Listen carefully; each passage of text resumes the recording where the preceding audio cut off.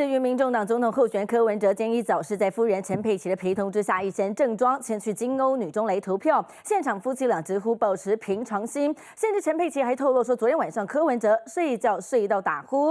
至于民众党副总统候选人吴欣盈，今天一早他穿着牛仔外套，一身轻便去投票，但是他也感叹说，台湾没有电子投票，民主缺一角。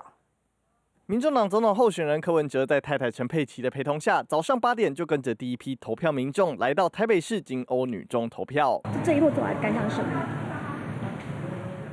反正每天把每天该做的事情做完嘛，一样啊。然后每一个阶段再计划下一个阶段。那你觉得这投票会高吗？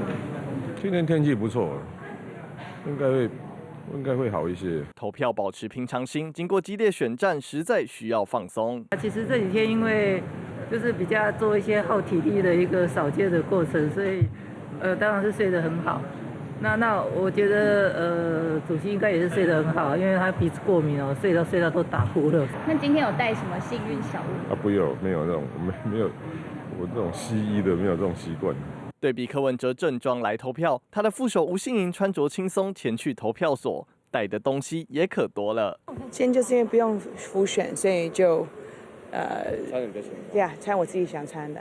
有带贺龙的那个小物吗？你自己看呢。对。牛仔外套上真的佩戴在脱口秀节目答应主持人贺龙要挂的别针，连马克杯也带来投票。贺龙的马克杯有带吗？有啊。